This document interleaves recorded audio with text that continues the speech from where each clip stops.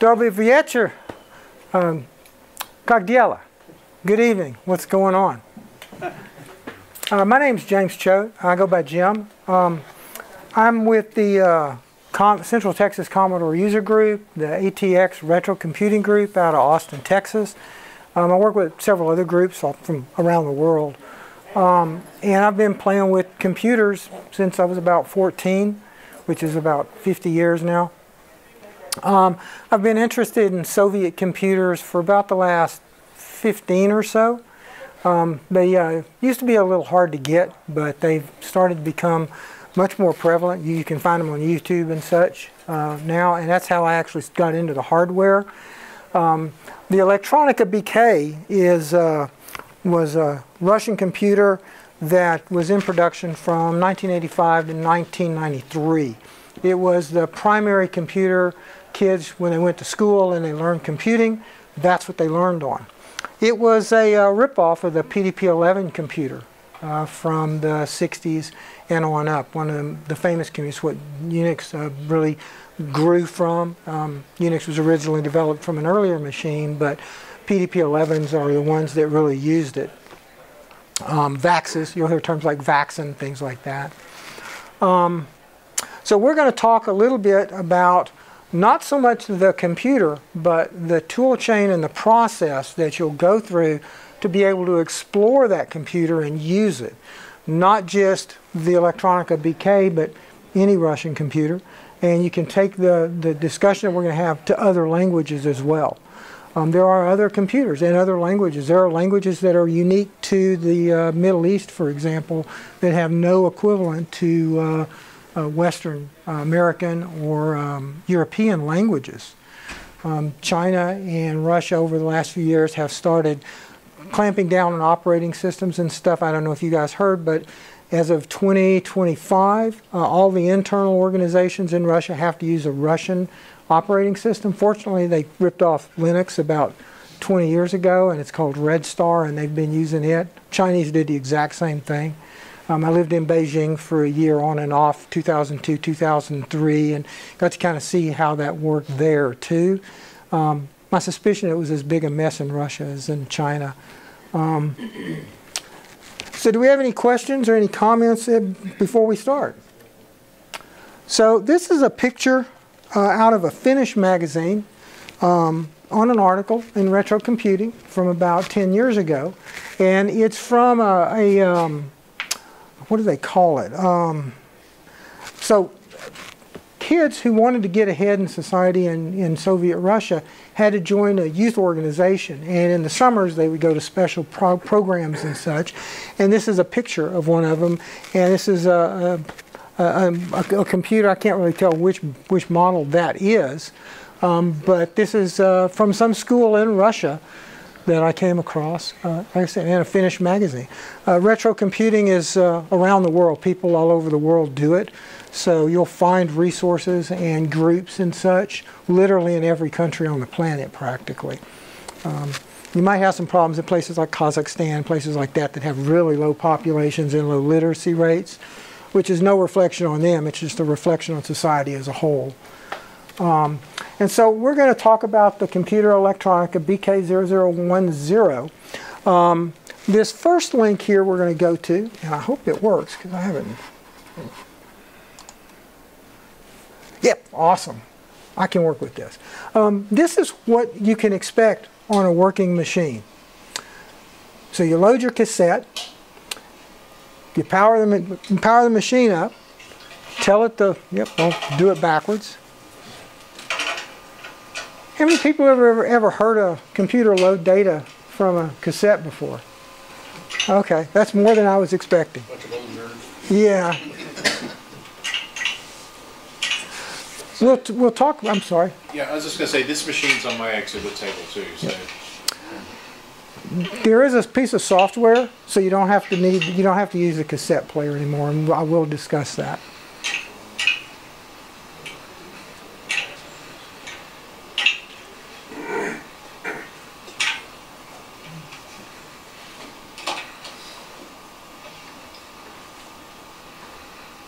So if you had old Commodores with the C2Ns or the cassettes or any of the rest of them.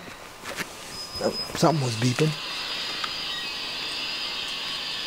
It's not quite as raucous as a modem, but because you're only sending 2 tones, ones and zeros.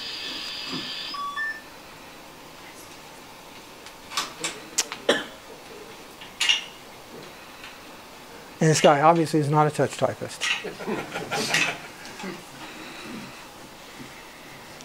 And he typed run, and we should get a program here soon.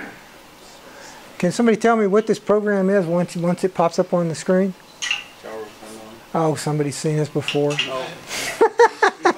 Tower, Okay. Oh, okay. Recursive. Yeah. Recursion. Yeah, absolutely.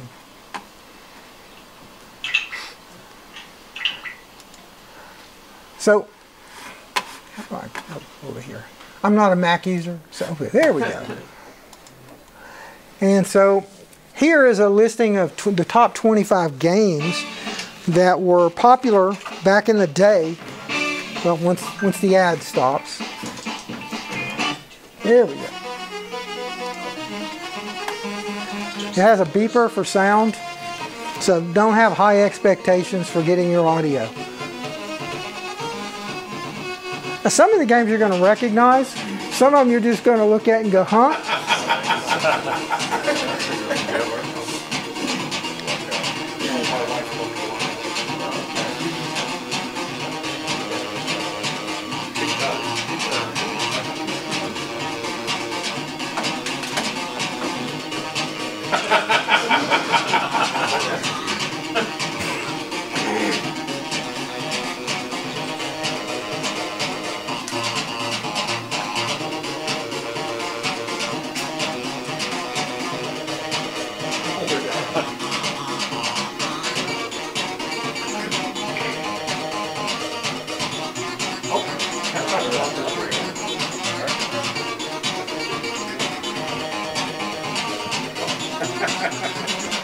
Joust.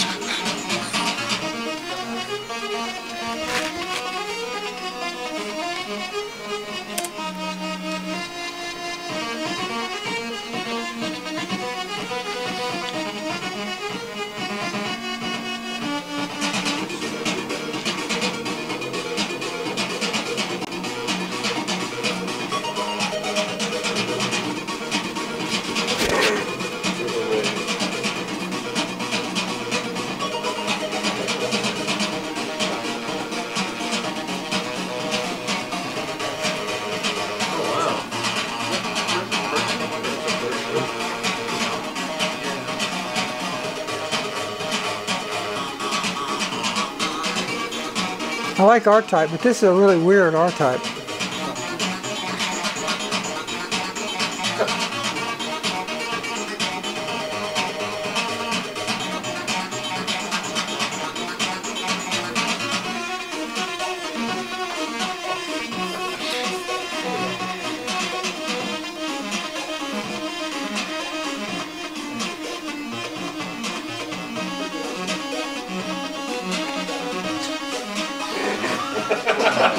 Okay.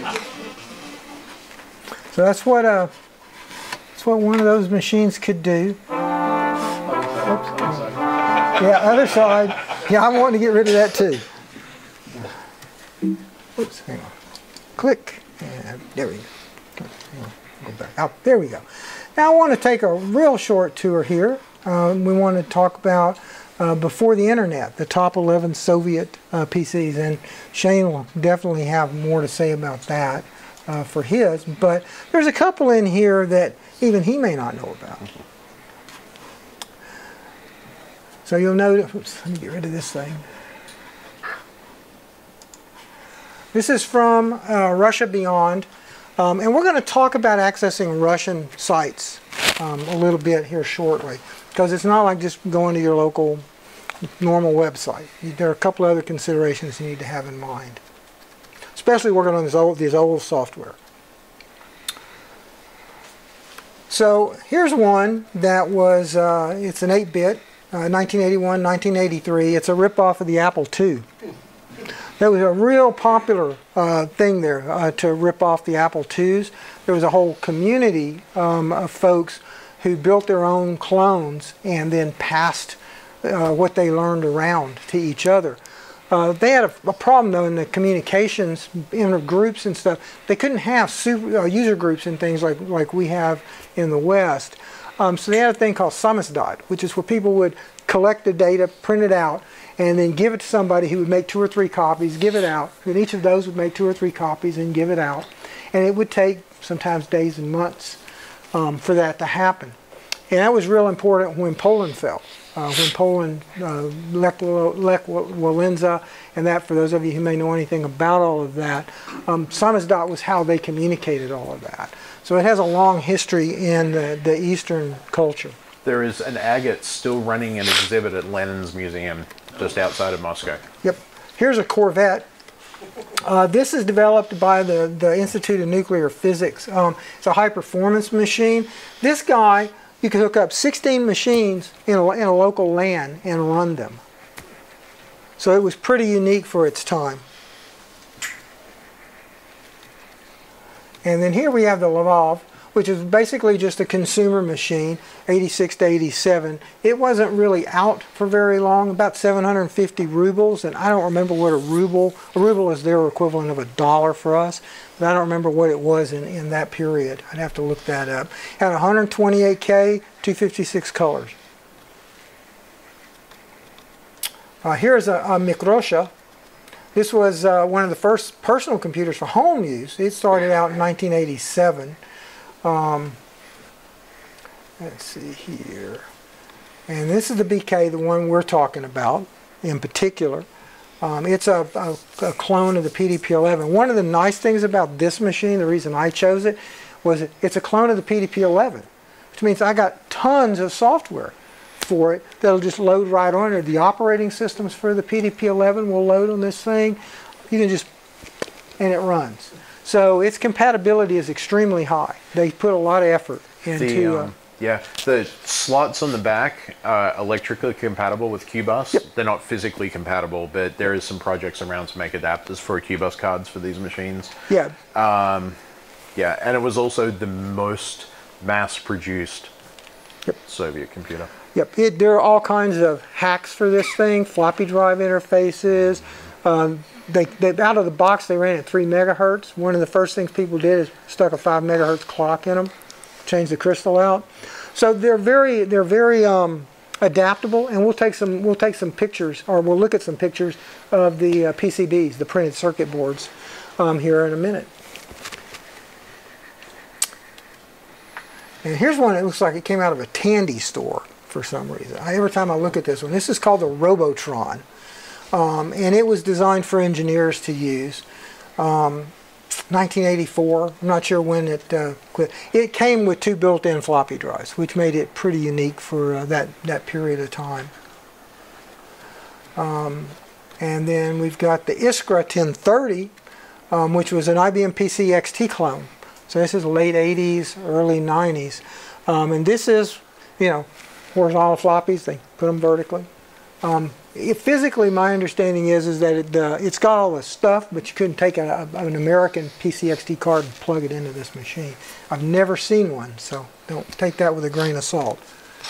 Have you ever seen one, Shane? Do you have any specifics? I haven't seen one. I've got a couple of the other XT clones they made, and they're all sort of variants. They emulate CGA and software. So there is some incompatibilities, but some of them will run like MS-DOS straight out of the box. Yep. And so we were talking a moment ago about apples and people cloning them. Well, this is one. It's got a wood case.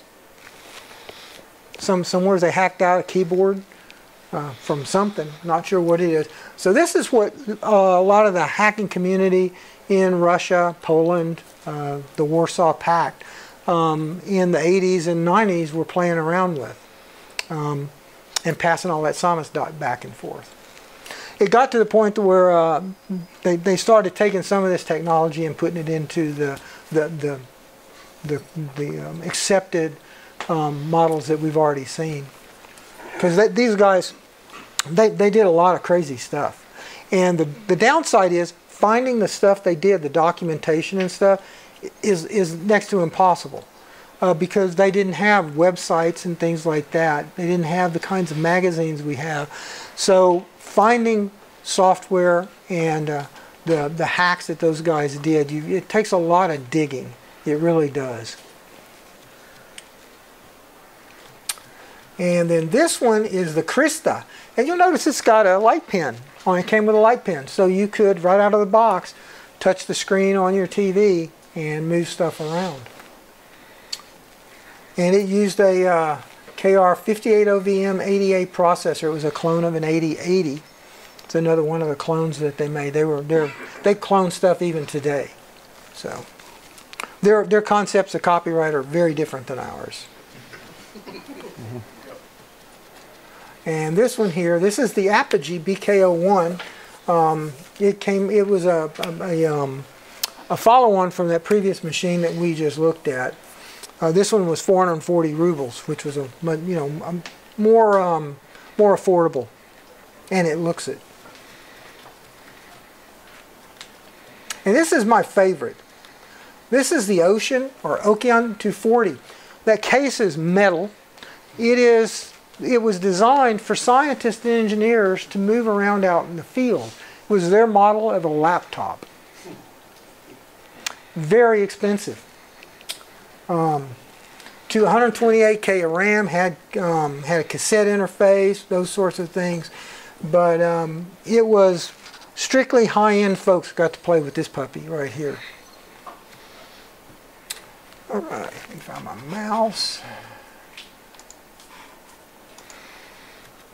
Now, this machine that we're looking at came with two languages. It came with Focal, and it came with a version of BASIC. Now, Focal, you may not have ever heard of unless you have some experience with old PDP-8s. PDP-8s came with Focal. It was called Focal 8. In 1969, they made an international standard called Focal 69, and that's what you'll see. And there's a small community of Focal programmers out there. There's a couple of interpreters that people have written in the last few years.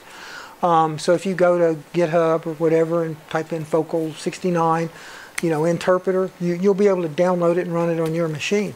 I'm going to show you a way to do that without having to go through that hoop. But let's take a look at Wikipedia first, just so you know that I'm not blowing smoke here, that there really is a Focal 69.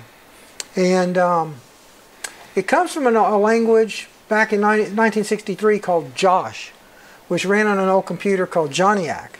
So unless you're a real geek for old computers, you probably have not heard of Johnniac, which is a play off of John von Neumann, which is what most of our current computers have. They have a von Neumann architecture. The memory is one big block, and the other one is a Harvard architecture where you have a block of RAM that's used for the program and a block of RAM for data store.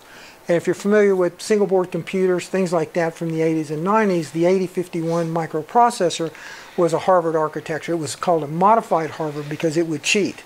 And most of the actual implementations of the Harvard architecture have some mechanism to cheat, so you can pass data back and forth. Just so you know.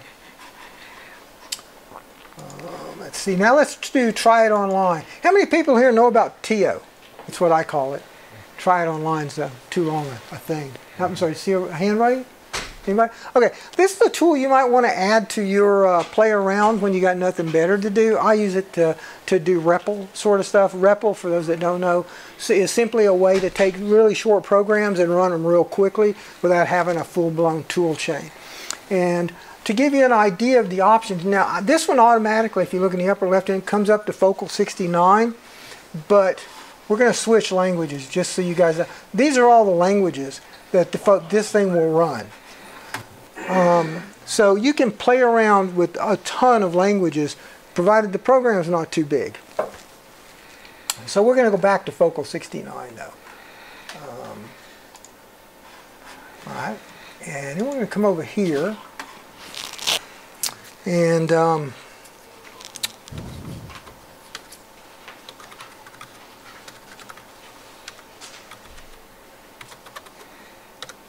many of you folks know about Rosetta Code? Awesome. All right, y'all should know about it. Add it to your tool set. Rosetta Code started out as a project. The guys would say, hey, here's a program. We want to see, here's an algorithm, I should say. We want to see you implement this in as many languages as you can and submit them. And so they submitted them, graded them, and we now have this archive of languages and programs. So for example, and here you can see the list there of some of the programs, but let's say we want, let's actually go there at the top. I was going to say, wait, where'd the top go? Whoops. Let's go Focal 69. And let's see, let's do hang on, there should be a 69 here. I will just use Focal 69, Focal, this the one. Yeah, and so here's the language. And on each of the languages, if you scroll down to the bottom, and here's what a program looks like. And here's a reference you'll see. Ow, I've got my pointer on me. I forgot all about it. Here you'll see they're talking about Focal 8. These are some links to some other Focal stuff. And then here are some programs that we can run or look at. Now there's a got you in that Focal had graphics extensions. So things like on here where they're talking about, which one is it? The Archimedean spiral won't run. You can put them in the REPL.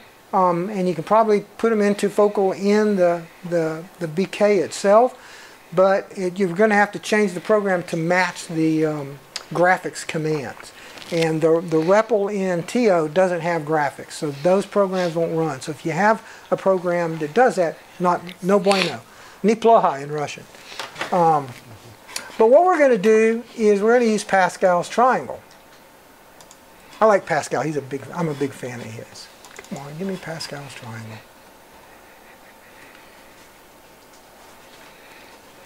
There we go.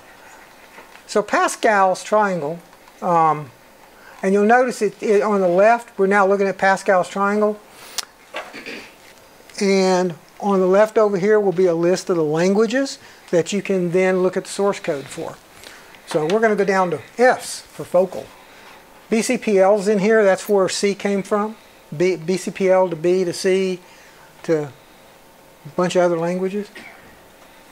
But that BCPL is your granddaddy for most modern languages.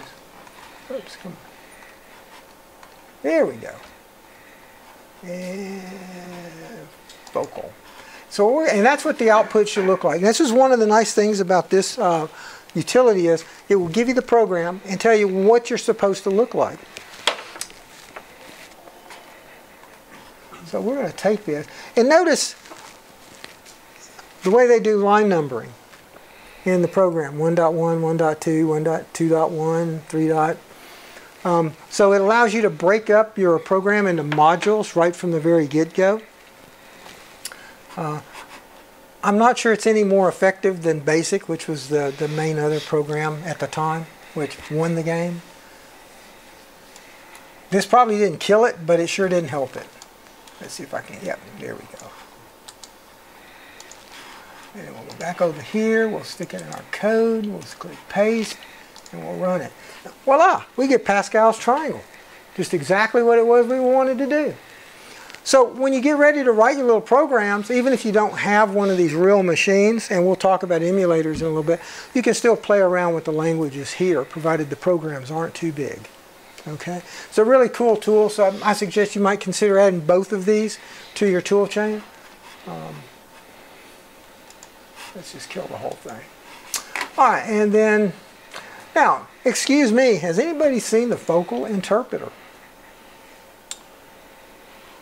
So I don't know if you guys knew it or not, but this is a really interesting story. It's straight off Microsoft's site, so it's got to be gospel. Don't take that for given. So apparently they sold Focal at one time in paper tape, and they had a plastic master. And somebody ordered it. I guess they ran out of paper tape and sent them the plastic master. They got the next order in, couldn't find the tape, so they canceled Focal. Said, sorry, we don't sell it anymore.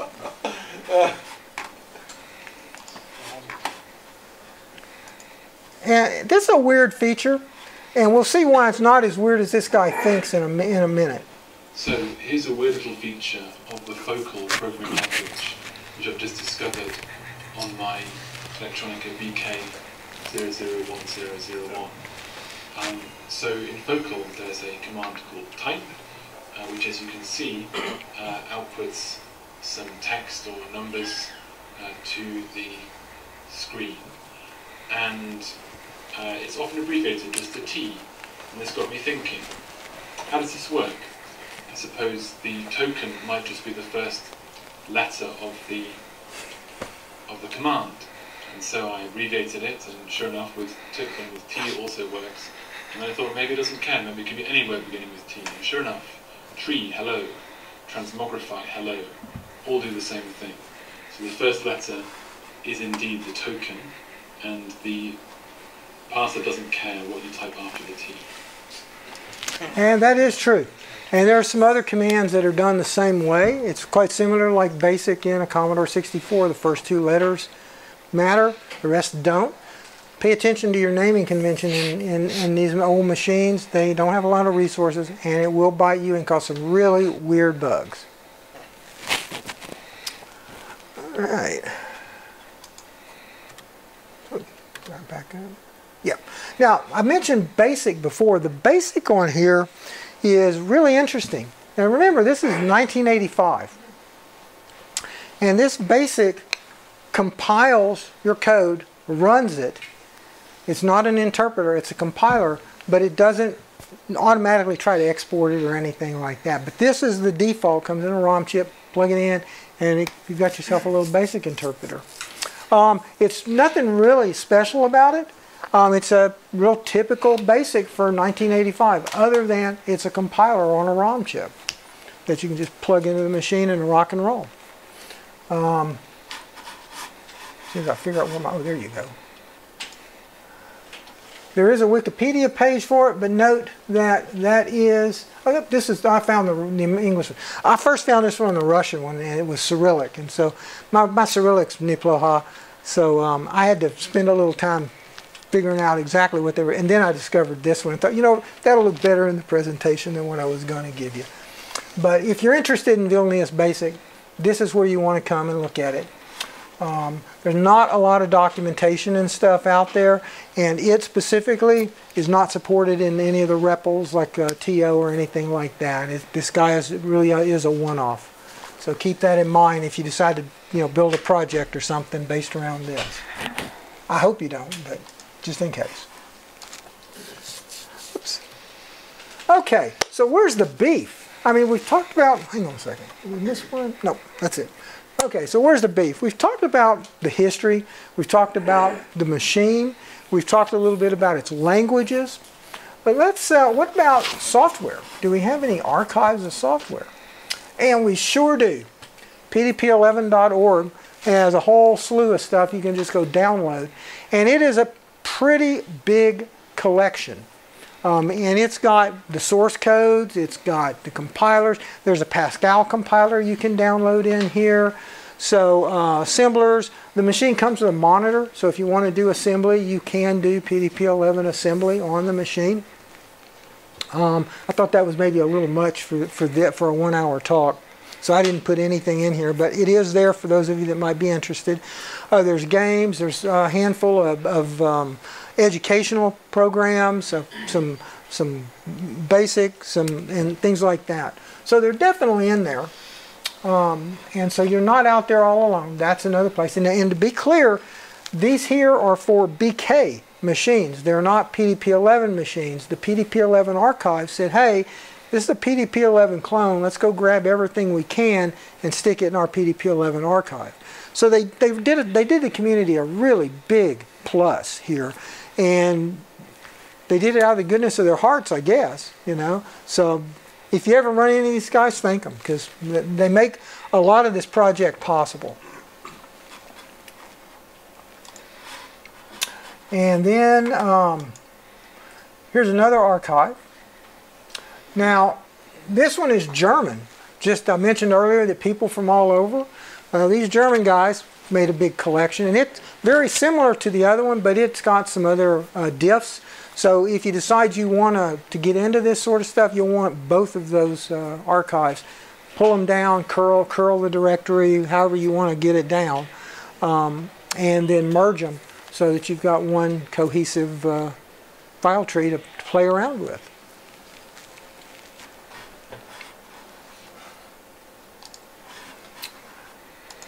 And then there's a PDP-11 history site, and let's see, hang on a second.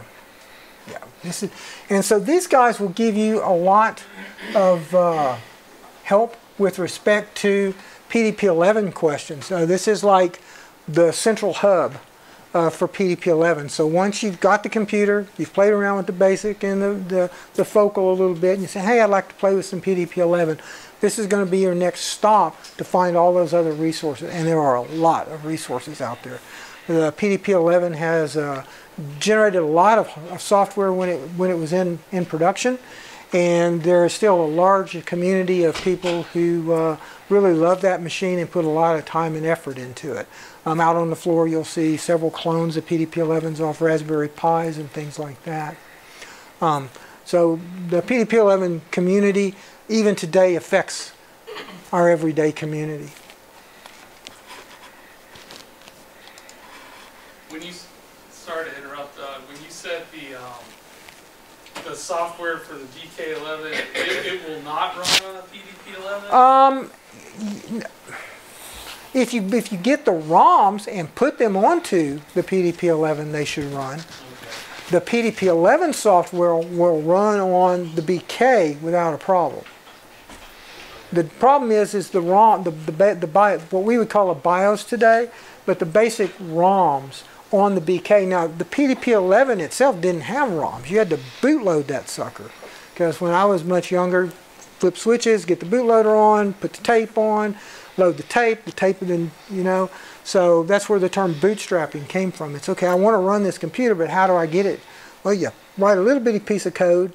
You know, it's like the first sector on a hard disk or on a floppy.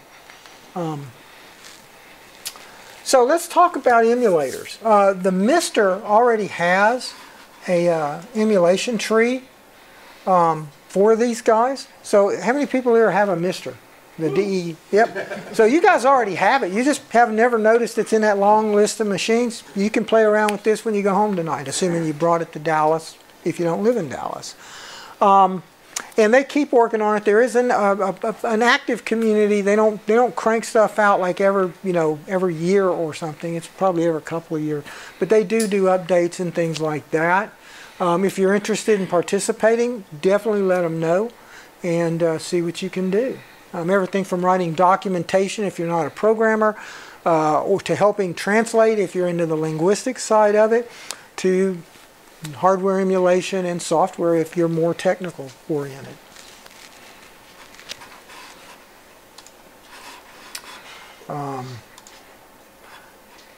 And now the hardware, what does it emulate? And one of the questions, so mainly I got this in here because it's got the list. Yep. And let's see, where are you? Oh, you're in here somewhere. Oh, this is, nope, I guess it's not in here directly, I guess. Oh, there, okay, here it is. I knew it was in here somewhere. What we're looking for is this BK0010M. That guy emulates the BK as well as other machines that Shane has. These guys try to be cycle accurate. What that means is that each clock of the cycle tries to do exactly what the target machine or the machine you're emulating tries to do. So a lot of emulators and stuff are not cycle exact. So they'll take 2 or 3 clock cycles to do the same thing. So their programs may run slower. You may have issues with video timing, real-time control if you're playing with joysticks or you're using it for some sort of project. When I got my, I like Commodore 64, so when I bought my SX, one of the first things I built was a gravity meter. I built this thing with 2 switches and roll a ball down it, tell it the angle, and it'll tell me what gravity is. It's real easy to build, but it was a lot of fun, and it showed me what the machine could do. And so projects like that, when you start playing with emulators, become more problematic because a lot of the emulations are not cycle exact, and you have to factor that in if you're using the machine, at least in some applications. And here's the actual tree for the MiSTer. So you can go download that anytime you want and look at it and diff it with the code that you have on your box and make changes, submit it back for evaluation, and maybe inclusion in the future releases, things like that. But just so you know, it is there, and it's easy to get to. Just go look for the BK fork. Whoops. All right, now let's talk about emulators. These are software emulators. There's, oh my God, there's 20 or 30 of them out there. This is just one page with several of them you can go download on. There's some old ones. I've been playing around with one that's made for Windows XP on a Windows 10 machine, and weird is the best way I can describe the behavior because of the differences in the API and timing and things like that. I just wanted to see how it behaved compared to the target machine. I have an old Toshiba M200 tablet that I run Windows XP on, and I can run it on there, and it works pretty well. Works like what I expect. Stick it on a Windows 10 machine, yeah, not so much. The video does all kinds of weird things. It's just weird. But anyway, there are multiple ones out there. If you don't find one you like or doesn't have the features you want, you certainly can go look for other emulators and install and play around with them. Now I'm going to take you down a branch. I personally think it's just bonkers, but there's an emulator for your phone, God help you. I have no clue how you're going to handle an English and a Russian keyboard on a phone other than a Bluetooth, and I could not find a dual language Bluetooth. And I didn't the laptop I have, but most of my laptops at home I buy them with keyboards that are dual language, so they have the Cyrillic and English right on them. I don't have to mess with it. You can buy replacement keyboards for most modern computers to support alternate languages, and they include the English right on top. It's really fun to get somebody says, "Hey, can I borrow your computer?" and hand it to them, and they look at it and go, "Yeah, I think I'll move over and borrow his computer." But I haven't tried it on my machine, mainly because I couldn't find a keyboard, because I'm not touch typing, punching the screen. But if you want to go that route, there you go. Let me know if it works out for you and how you made it work out for you, because I think that's going to have a UI problem like you can't believe. But kudos to them for doing it. I mean, that was a lot of effort on their part to put it together and release it. Oops. Alrighty. So, spasiba I dobry wieczór, друзья. Thank you and good evening, my friends. All right, so I'm sorry, go ahead. Just a placebo. Ah. And shameless plug, if you want a physical machine, there's one in the auction. Yep, yeah, I noticed that. All right, so questions. Yes, sir. You mentioned that some of these machines, the Soviets were cloning American architecture, like the Apple stuff and the XT. Did they make any modification? Well, first off, did they license any of the software? I'm assuming. That's a joke, right? So that's a joke. Said that, I figured they weren't. But then, they don't license them today. Their own language. Did they modify the ROMs and whatnot to add Cyrillic? Switch out like the character ROM or anything to add the Cyrillic?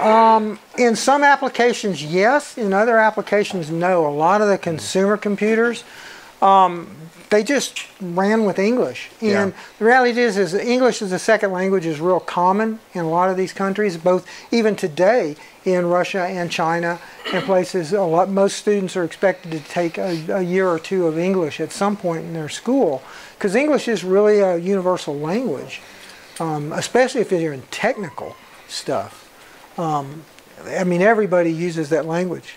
So you said they cloned all these computers, even starting from the Apple II. In my presentation, I go into a lot in the history, so that may answer some of your questions too about that. So I'm curious, Did they clone the individual chips, or they just come up with things that kind of work like their chips? So they clone the individual chips. Yeah. There is, and I'll go into how it happened, but for every TI 74 series logic chip, there is a Russian equivalent with a Russian part. It's pin compatible. Yeah. Oh wow. Did they clone like the really difficult chips, like Commodore had their the Amiga chipset? They didn't clone anything Commodore or Amiga or anything like that. At the end, by the time the Amiga came out, they could actually get the machines in Russia themselves, and the Russian machines died off very quickly as soon as that. Oh, here's the page. I knew I missed the page, so I made a comment to answer some of this. I knew I was missing a page, so. So this page is actually about, and notice that this page is SI. So I don't know what country that is. Serbia, I think, is it? Is it? Maybe Serbia, okay. yeah. Yeah. So the bottom line though is it's PDP-11 compatible. Pinouts, most of the pins on the back of the computer are DINs, so buy lots of DIN 5s. They're all identical DIN 5s, by the way, so it's possible to... Better plug things in the right place. Yeah, make sure you read your connections before you plug them in. Yeah, and these are the pinouts for it. It's got a power supply, monochrome TV, color TV. It's got an audio cassette, and these are some pictures of it. I was going to mention and these are the slots, the QBus compatible slots he was talking about that are on the back of it. So you can go take standard PDP-11 QBus hardware, build you an adapter, plug it in there, and it'll rock and roll all day long. Now let's take a look at, there's a user manual, and these manuals, you can find them converted to English. You don't have to convert these yourselves, I promise you. But we're going to look at the unofficial schematic. So you'll notice, if you know anything about electronics, that they use a lot of the standard symbology, but they also use some pretty weird symbology too when you look at it. One of the things you got to be aware of on these BKs, if you're playing with the hardware, they're 5 volts plus or minus 0.25 volts, which is TTL level, and there's no onboard regulation. So all your regulation has to be external to the computer. So you want to be sure. I use switching power supplies myself. But you don't want to just take your regular off-the-shelf $10 5-volt power supply and plug in this thing. The odds of you blowing it is more than 0. So treat them with a little respect, and hopefully they'll last a long time for you. And, oops, that's not what I wanted.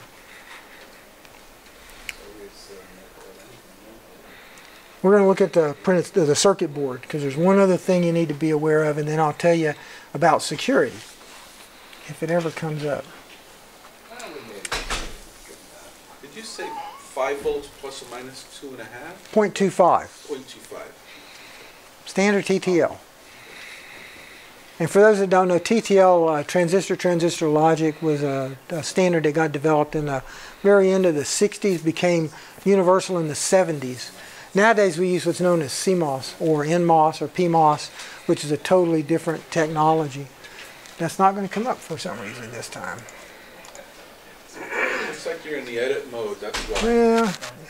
Oh, you're probably right here. Hang on. No.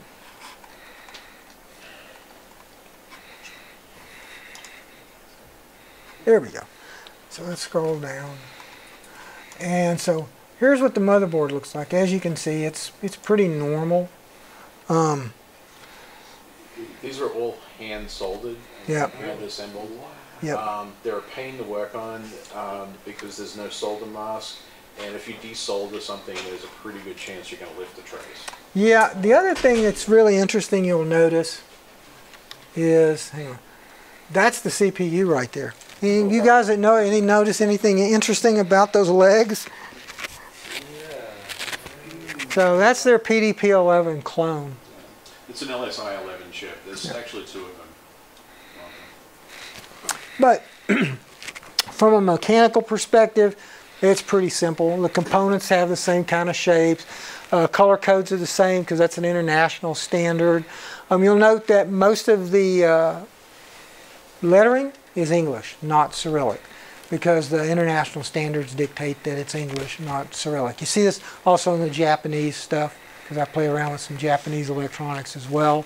The Chinese don't play well, just so you know. Was the motivation to clone this hardware because they couldn't buy it? Either it wasn't an option or they just wanted to save money? Why did they do this and suddenly stop? Oh, time. Ultimately. Yeah, it's a big catch-up thing. It's a fairly long story to it. Yeah, with a lot of different perspectives and facets, and everybody will argue all day long. But this particular machine that we're looking at was built in 1905. Now, was built at the 5th week of 90, and that it cost 650 rubles. That's the word ruble right there. Rub. That's the serial number. Zaban. So, and they were all built in 3 different factories. Yep.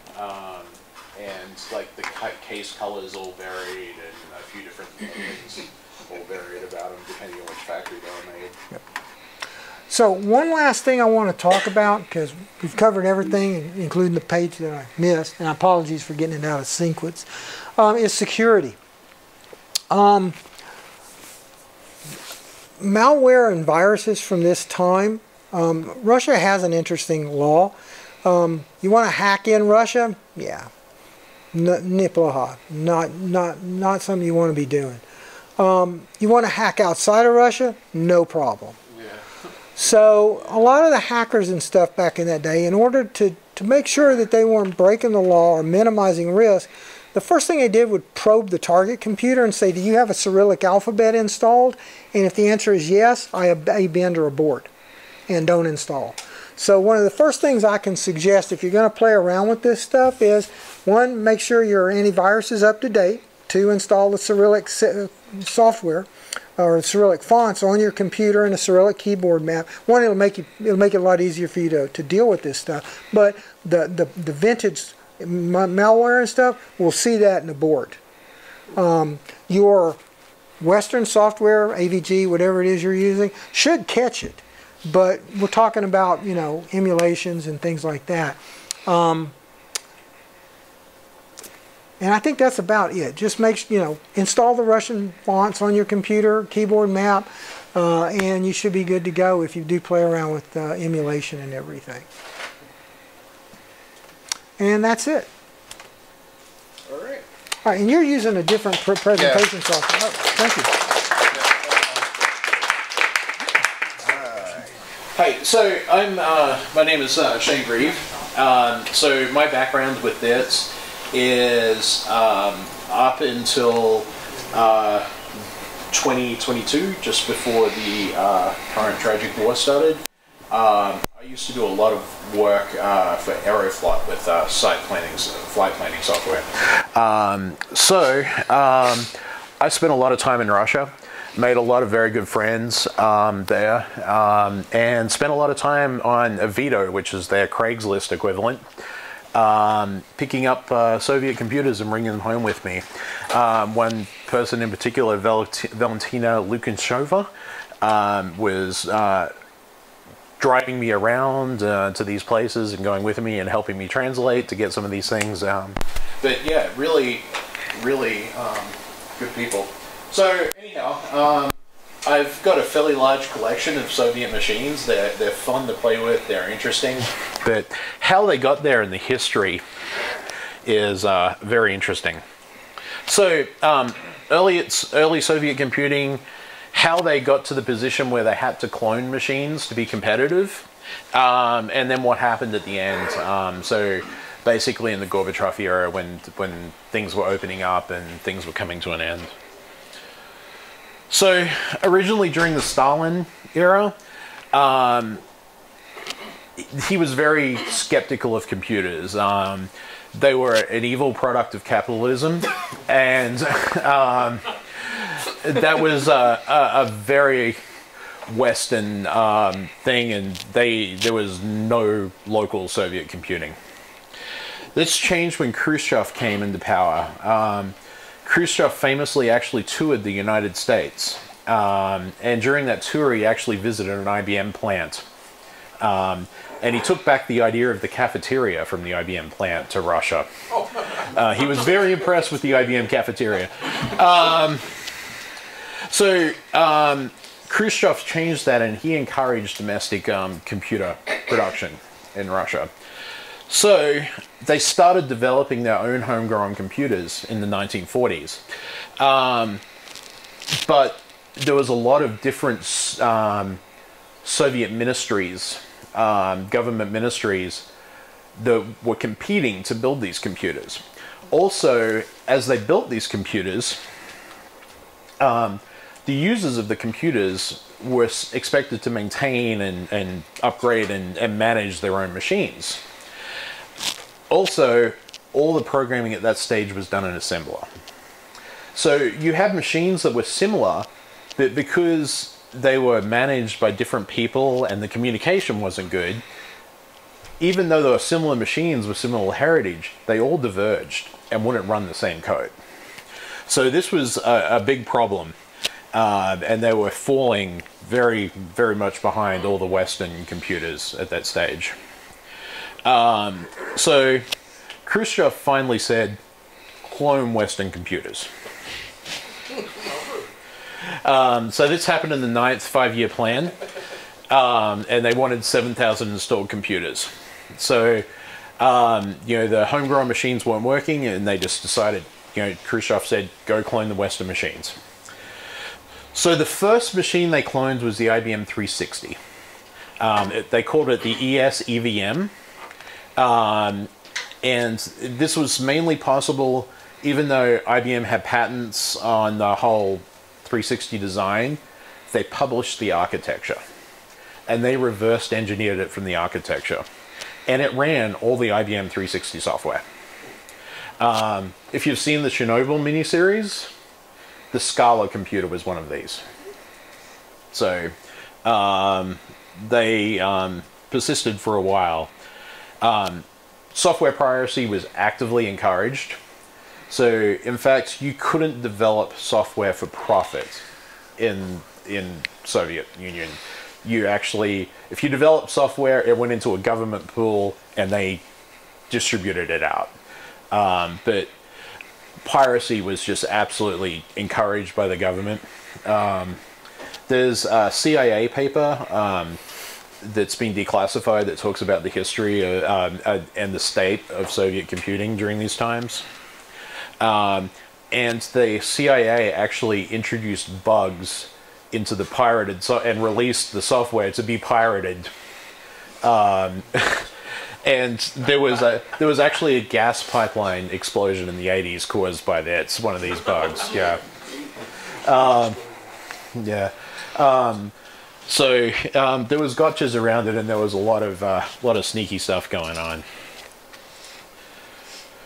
So in the 80s, things were pretty stagnant. There wasn't a whole lot going on, but there was a hobbyist movement starting to build. And they cloned the 8088 chip. Pin compatible. They made a copy of it. And there was a machine released called the Micro 80. It didn't gain traction, but a version of this was published in the local ham radio magazines for people to build themselves. And it had 29 chips. And it was really the first DIY computer. Chips were still hard to get. You could only really get them in Moscow. But there's a million variants of this Radio 86RK machine that they made.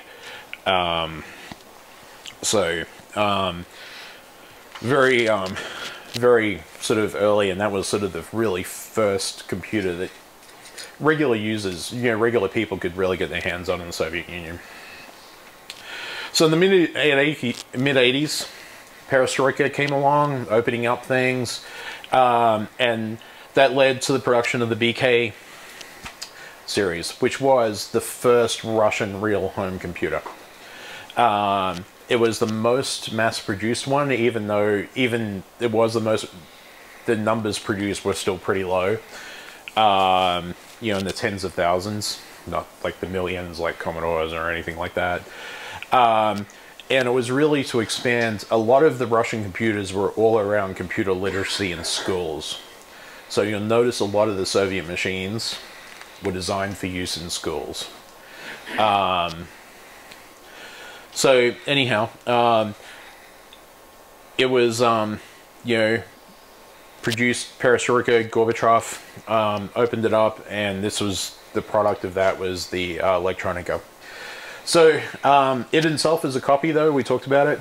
LSI 11 chip, so it's a PDP system on a chip, and there was a bunch of these.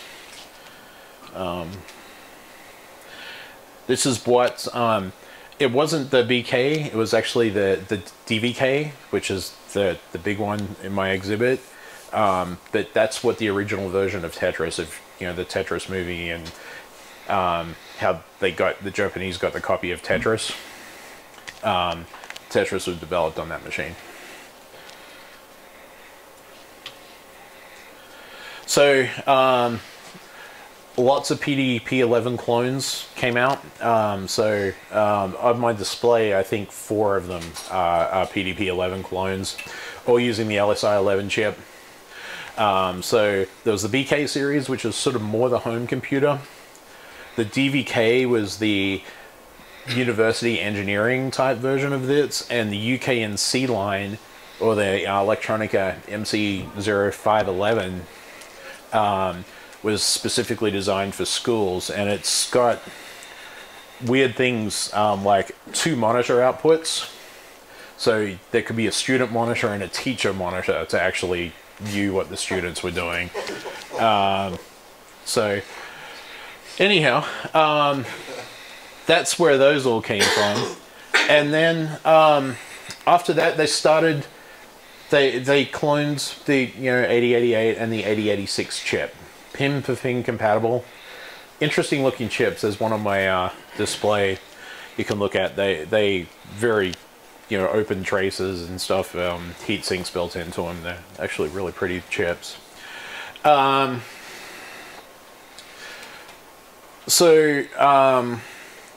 started to release some IBM compatible, XT compatible machines. So the POSIX, or Search 1, that translates to it, there's a module in the ISS called POSIX, which means search. That was released in 1989. It's the most common IBM compatible Soviet computer you'll find. It has a bus, electrically compatible, not physically compatible with ISA. But all clones of IBM's chips. None of these were ever really mass produced. Another XT clone was the Electronica MS-1502.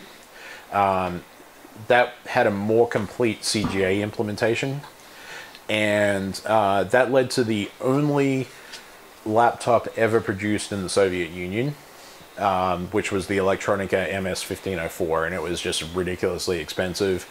It was a copy of a Toshiba laptop, sort of, but not really.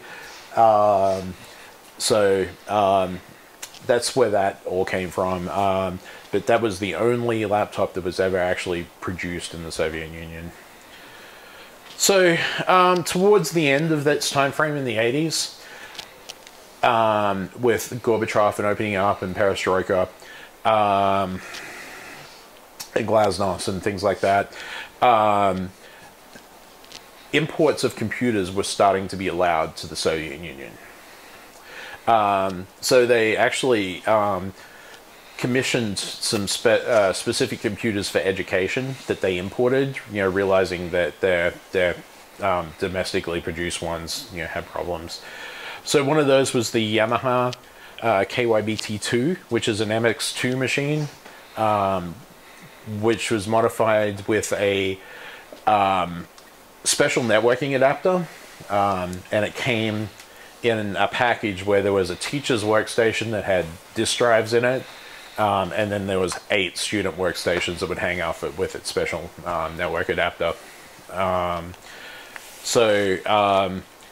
That was, but it was a Yamaha machine. It was just configured for Russia. It had a Cyrillic keyboard, Cyrillic character set, and the special networking for schools. Australia sent 300 micro-Bs for use in schools in Russia as well. Same networking configuration. So there were some interesting ones around there. So in the 90s, the whole industry just completely collapsed. You know, as the Soviet Union was collapsing, all the orders for domestically produced computers were all cancelled. The factories just had nothing to do. They had half-finished machines that were just discarded. You know, because of the centralized supply system, they just couldn't be completed. So one plant in Minsk actually switched to producing chandeliers instead of computers.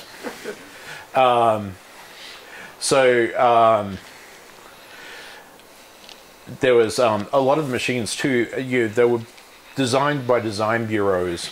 So the centralized design bureaus would actually design and create these machines, and then they would get split out to different plants around the Soviet Union to be built.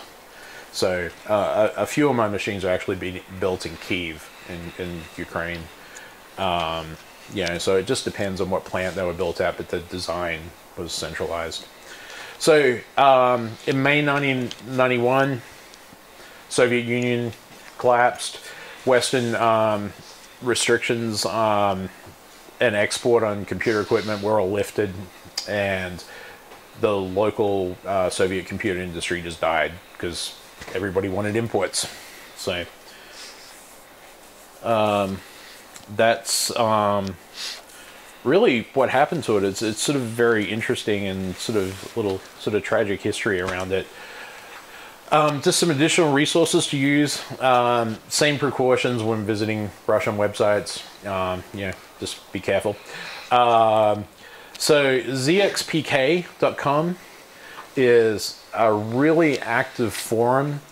Its main focus is on the Soviet Spectrum clones. I didn't really touch on that, but the Spectrum, ZX Spectrum, was a heavily cloned machine. And there was a million different variants of the clone ZX Spectrum.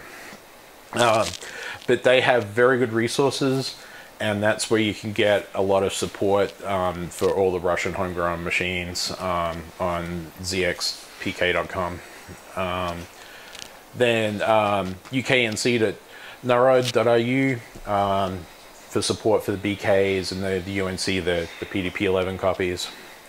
And then we've got the collection on the Electronica BK series. So that's all I really have. Any questions for both of us, or? When you say it died, is it completely dead? Are you aware of any machines that came out later? There is no domestically, after that dated 1991, there is no domestically produced Russian machines anymore. They still produce vacuum tubes, and Saratov is actually a big producer of vacuum tubes. There's a factory there that produces vacuum tubes still, but as far as computers, no. Yep. You touched on intellectual property and copyright and whatnot, and different views on that between the Western world and the Soviet Union. Yeah. I don't think this question was answered in the Tetris movie, so I'm hopeful maybe you can answer it. Why were we so concerned with getting permission from the Soviets to distribute Tetris if they were distributing all of this software? It wasn't really necessarily us getting Tetris. It was them releasing Tetris, because basically the government of the Soviet Union owned the code to Tetris. Mm-hmm. I guess, you know, they could have gone out and pirated, but that's not what we were, you know, we were trying to do. Diplomacy. So ethics too. I mean, you can't criticize them for stealing if we're doing it. Yeah. So I will add one thing from a technical perspective. In the early '60s, if you're interested, there's a kind of logic called ternary or three-level logic. It was developed in the late 1800s, and the Russians are the only ones that ever built an actual computer using it, the mainframe. So if you're interested, you can go look at it. It's an interesting architecture. What were the voltages for that? The three. Oh, I'd have to look at, because there's three different kinds of ternary logic. You got 0, 1, 2, minus 1, 0, 1, and 0, 1, half, and 1. And I don't remember which one they used. Yeah. Sort of like early quantum computing. Yeah. Yep. It seems that there was 3 main types of software application. There was a bunch of games, mostly stolen from the West. There was scientific applications, and there was education. Did they have anything what we call business software, productivity, word processors, or? That was really on the mainframe stuff that they had. So, you know, the government stuff all ran on, you know, the 360 clones, basically. They cloned the 370 as well. Yeah. What were their displays like? Were they, you know, 15 kilohertz, or were they some weird timing? Okay, so video, there are 3 standards for video. There's NTSC, there's PAL, and there's SECAM. So NTSC is what we all grew up with. PAL is what the Europeans use, except for the French, who said, nah, screw you, we're going to do our own thing. And they developed a process called SECAM, which is very similar to PAL. The Russians said, yeah, we don't want NTSC because it's American. We don't want PAL, so they bought it from the French. And so I heard they stole it from the French, but well, it could be either way. I do know that the French provided them technical support. So there was some rubles exchanged there and some contracts, but they use a technology called PAL. There's an interesting aspect of these BKs and maybe these other machines.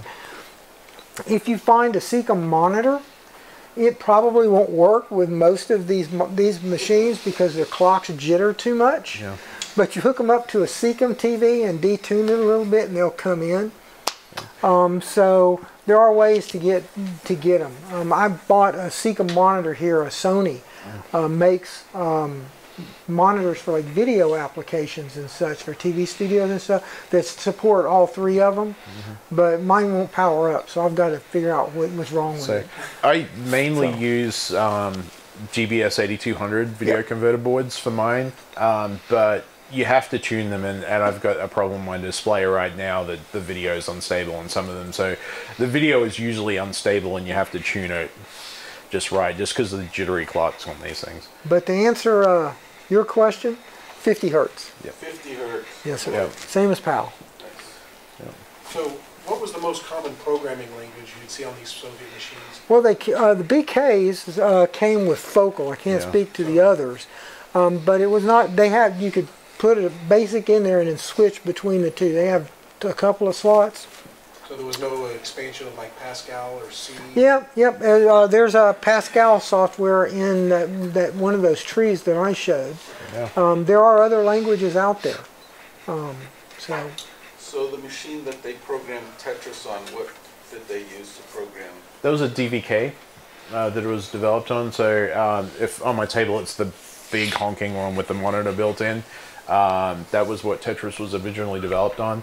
But it's basically the same as the BK or the UNC. Then that they used to program? I don't know if it was actually written in Focal. I thought it was written in C myself. That's what because there is a C compiler as well for it. But yeah, it was. I suspect it was probably done in C as well. But it was developed on a DVK machine, which is the same PDP-11 clone architecture. Did they also clone calculators before? Not really. I've got a bunch of calculators. Like I've got the MK61. Electronica made them. MK65, which is this big honking. They're programmable. Typically they use RPN, which I love, being an HP fan. But the 51 is interesting. It's got 2 slots, so you can plug cartridges into it. But it's also the only programmable computer ever built that uses electrically erasable ROM. So you can program it, save it, and then go back and play it. And that's the calculator they sent up with the Soyuz and such in the 80s. And you can pick those up off eBay for anywhere from 20 to 50 bucks, depending on how much they want to rip you off. The calculators were all sort of unique from what I've seen in my travels. It's interesting that they they cloned the IBM or they cloned the PDPs and whatnot, but they didn't clone like HPs. Well, HPs didn't exist in 1982 and stuff. Those calculators didn't come out until the 90s. HP existed. The first HP was released in 74. HP 25? I think they were around. Yeah, because my 67 is from 70. I've got a 67 and it's from 78, I think. I had a HP calculator in the 80s. Oh, I've got piles of them. Yeah. I got a question about the cloning the chips. So it's kind of a two-part question. So we just kind of brushed over it as if this is an easy thing to do. If they were taking, an 8086 or 8088 or anything, I mean, were they stealing rubylith sheets? Were they were they using a microscope to actually look at trace levels? I mean, how did they get the design? And then I'll let you answer both, obviously. But the second question is, okay, so now I've got the design. You don't build that with a hand-sawn screwdriver. Did they have processes that they were building logic chips or something? And how did they get the tooling to even do this? Yeah, they are you familiar with decapping? With what the hobbyists are doing with chips now? They use the exact, which where you take it and you basically just shave it.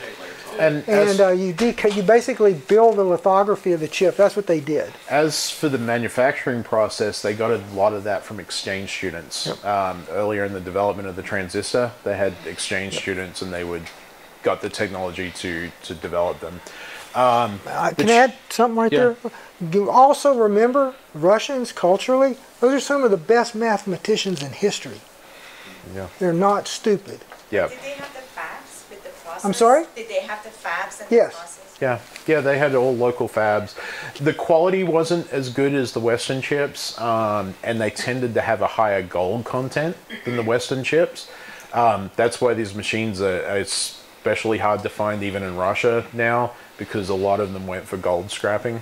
But they had proper actual fabs, or they were creating a lab or a pseudo fab to do this? No, they actually had fabs. They had fabs, and what were they building in the fabs, and why did they just make transistors? Yeah. They did the same techniques we did. They started with transistors, then started making modules, then moved on to integrated circuits, right on up the curve. They did exactly what we did, except they were behind our curve. If they developed their own, were they using similar techniques like, in the late 70s, the rubylith sheets and things like that, or were they trying something very different? No, they basically were, like he was saying, they would come, just like the Chinese and Russians do today, Koreans and everything else. They send their students here, they get a job, go to school, grad, take it home, and then they just re-implement industrial espionage as well. No, we're talking about acceptable industrial espionage. Yeah, if you go and but we do it too. We send students there to do exactly the same thing. If you Google it's a CIA document on the status of Soviet computing in the 80s. If you Google it, it'll come up. But it's an interesting read about some of the stuff that was going on. But there's Russian equivalents for all the 7400 series logic chips, pin for pin compatible Russian equivalents. Some of my machines I've had to replace them with, in repairing them. Some of the logic chips have been replaced with Western equivalents. They built 300 volt compatible logic chips on the 74 series, and if anybody's a Nixie clock guy, you know that you need those chips. Yeah. It was pretty weird. The variants they made were just really, really odd. Yeah, they tended to copy the military like most of their chips they copied were the hardened versions of the chips, not the consumer. Yeah, those are called 5400. Yep. Yeah. Yep. I came in a little late, so I might have missed this. Wow, everyone in the room looked at me. I came in a little late, so maybe I missed this during the previous presentation. But I'm kind of curious because we've been talking a lot about how they're cloning processes and stuff. I know from what little I know about this that they did have indigenous designs up through the 70s until the economy kind of collapsed, when it was starting to collapse. And I wonder, were there any efforts, even as they were doing the cloning program, were they still trying to do some indigenous designs inside? No, or just completely go back? They were killed. Basically, Khrushchev decided that they weren't going to work, and they cloned them.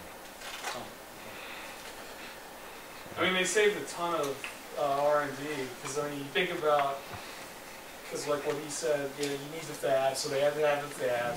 They basically just, it was as strategically lazy as they could be, right? You know, just, they had to, obviously they had to manufacture the chips, but they didn't have to pay all the engineers to design. It was all catch up though. They were starting from behind, so what they were trying to do was catch up as quickly as possible. Which is, I mean, that's smart. I read on a website once, after looking at the original Soviet computer, like the one you had, the DBK, that Digital apparently put in acrylic on their, when they burn the chip, they have acrylic, something along the lines of digital when you want to copy from the best. Yeah, that wouldn't surprise me. And in fact, Digital went into Russia and tried to get them to exchange for real digital machines. Was the export ban in '91, was it a cryptography thing? The one that ended in '91? Or they just didn't want them to have computing hardware at all? Why did this ban even exist in the first place? It was mainly around weapons development and stuff like that. So they were trying to prevent, there was a supercomputer gap, right? And the West wasn't really interested in blocking home computers and things like that, but they were very concerned about the supercomputer gap. So most of the restrictions are around that sort of stuff. Early on it was around everything, but throughout the 80s that sort of opened up, especially with Gorbachev, and then the 91 was the attempted coup attempt in the collapse of the Soviet Union. With respect to your comment about crypto ban, cryptography, not cryptocurrency, they're related, but I'm a member of the original cypherpunks list that started in '92, and I can tell you at that point in time, if you were to, because we did it, if you were to take a cryptography algorithm like RSA, put it on a t-shirt, you were committing a crime. Because that's a weapon of mass destruction. Wow. And it wasn't until... here in the States for the DECSS algorithm. So that didn't change until the early 2000s. I mean, we spent over 10 years. That's where the EFF came from and a bunch of other organizations. We developed remailers, Tor. Tor was developed, the Onion router, that's what Tor stands for, was developed by the Navy, U.S. Navy as a graduate project. All of that stuff was distributed out through the world through the cypherpunk mailing list and its members.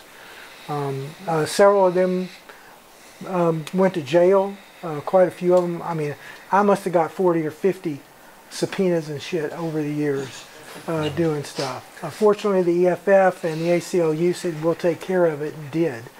I was involved because the person that started it in '97 said, I'm tired, I want to quit. I said, okay, I'll take it over, but I'm going to distribute the list. So I had multiple nodes all over the planet. And that helped squash, it distributed the legal aspect across instead of just on one person. But success was long and hard. I mean, it took a lot of work and a lot of money.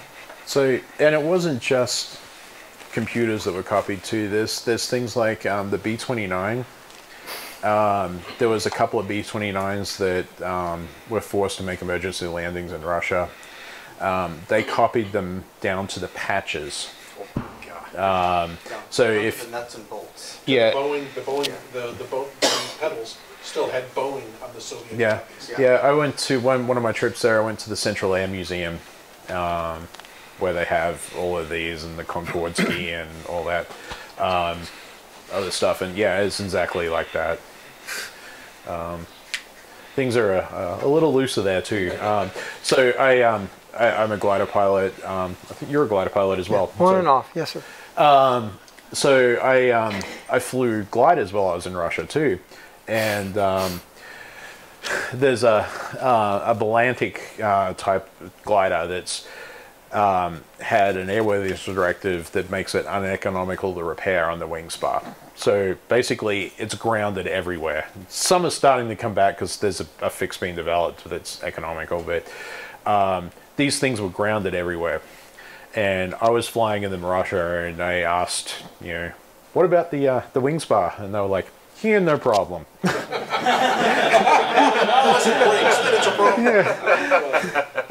So So, yeah, it's interesting. That's funny. All right. Nothing, Well, that's enough it. vodka won't solve. Thank you.